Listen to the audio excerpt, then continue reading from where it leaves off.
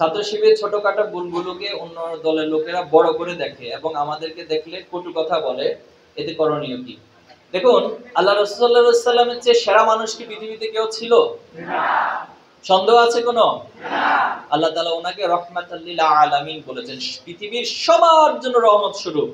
এবং সিরাজাম মুনিরা বলেছেন, সিরাজাম মুনিরা হচ্ছে সবচেয়ে উজ্জ্বল প্রদীপ, অর্থাৎ যে প্রদীপ থেকে পুরো পৃথিবীবাসী উপকার লাভ করে। এই সূর্যের আলো থেকে শুধু মানুষ উপকার লাভ করে না, পৃথিবীতে যত কিছু প্রাণ রয়েছে প্রত্যেকে সেখান থেকে উপকার লাভ করে। ইভেন সাগরের তলদেশে যদি কোনো জীবাশ্ম থাকে, কোনো প্রাণীও থাকে, কোনো অনুপরমাণু থাকে, সেটাও কোনো না কোনো ভাবে সূর্য থেকে উপকার লাভ করে।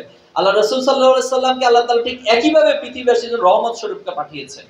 তিনি সাহাবীদের যেমন রহমত স্বরূপ ছিলেন, আবার যারা ইসলামের বিরোধিতা করত অথবা যারা ইসলাম গ্রহণ করে নাই, তারাও আল্লাহ রাসূলুল্লাহ সাল্লাল্লাহু আলাইহি সাল্লাম থেকে কোনো না কোনো ভাবে উপকার পেয়েছিল।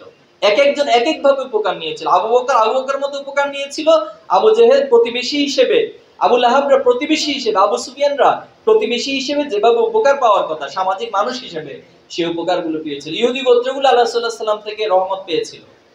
কিন্তু দুঃখজনক বিষয় হলো, পৃথিবীর এই সেরা মানুষকে তারা পাগল বলতে কার্পণ্য করে নাই। করছে?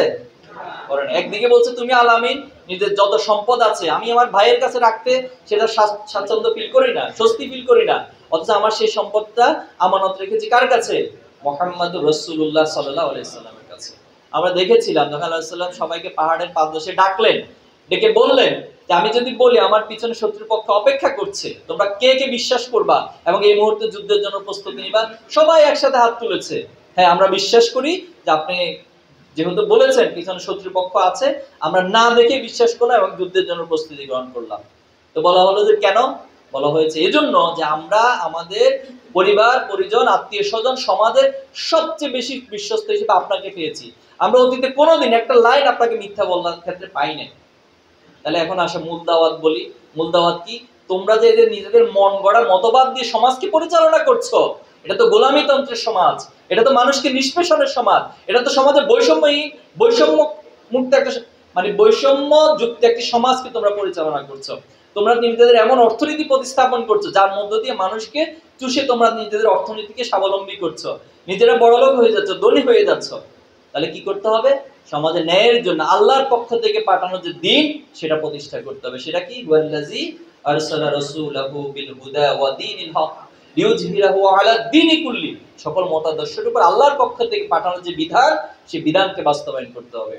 এখন তারা বলছে না ভাই, তুমি আগে যা বলছো সেটা মানছি, তুমি আলামী সব ঠিক আছে, কিন্তু এটা মানবো না। কারণ এটা মানলে তো আমাদের ব্যবসায় চলবে না, আমাদের এই দুর্নীতি চলবে না, আমাদের এই চাঁদাবাজি চলবে না, আমাদের টেন্ডারবাজি চলবে না, আমাদের টেম্পেস্টেন্ট দখল চলবে না, আমাদের তো কোনো কিছুই চলবে না। তাহলে এই জন্য কি করতে হবে? তোমাকে পাগল বানাইতে হবে, তোমাকে জাদুঘর বানাইতে হবে, তোমাকে গণক বানাইতে হবে। এগুলো প্রোপাগান্ডার মধ্য দিয়ে আবার চালাতে লাগলো। এখন সমাজে যারা সাধারণ মানুষ, তারা বলে যে মানুষটাকে তো ভালোই দিলাম, পাগল হয়ে গেল কেন, একটু দেখে আসি। পাগলকে দেখতে এসে দেখে যে না, এটা তো আসলে ওই দুনিয়ার তথাকথিত পাবনার পাগলা ঘরের পাগল না, এটা তো অন্য জিনিস। তখন তারা আল্লাহ রাসূলের সংস্পর্শে এসে আল্লাহ রাসূল সাল্লাল্লাহু আলাইহি ওয়াসাল্লামের কাছে ঈমান আনয়ন করলো। এবার আমাদের বিষয়টা দেখেন, আমাদেরকে বলা হয় আমরা রাজাকার, আমরা রক কাটি, আমরা এটা করি, আমরা দুনিয়ার যত খারাপ কিছু সবকিছু করি। কিন্তু বাস্তবতা কি বলে?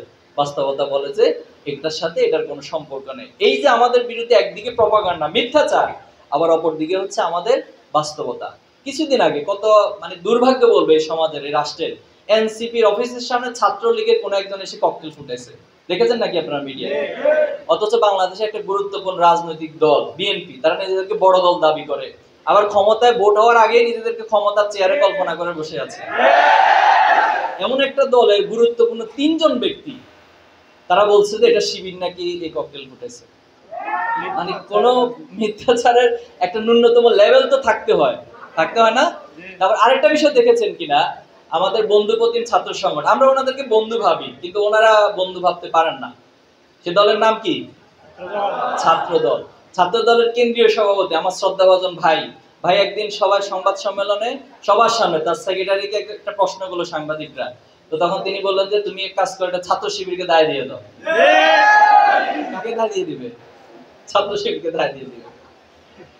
কতটা দুর্ভাগ্য, কতটা নির্লজ্জ রাজনীতি আমরা করছি বাংলাদেশে। ইনশাআল্লাহ ছাত্র সমাজ, এই যুব সমাজ, এই প্রজন্ম সত্যকে সত্য হিসেবে বাছাই করতে, চিনতে তারা খুব সচেতন, এবং তাদেরকে আগের মতো বোকা ভেবে, অথবা হীরক রাজার দেশে একটা সিস্টেম ছিল যে কেউ যদি রাজার বিপক্ষে কথা বলতো অথবা অন্যায় প্রতিবাদ করতো, তখন তাকে একটা মেশিনে ঢুকাই দেওয়া হতো। তো ঢুকাই দিয়ে তার মস্তিষ্কে এমন ভাবে করা হতো, জি হুজুর জি ভাই। জি হুজুর আর জি ভাইয়ের রাজনীতি বাংলাদেশে আর চলবে না।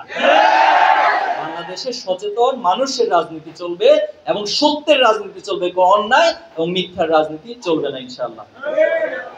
এজন্য আমাদেরকে নিয়ে কটু কথা বলতে থাক, আর আমরা আমাদের ভালো কাজগুলো করতে থাকি, দেখা যাক দিন শেষে কারা বিজয় হয়।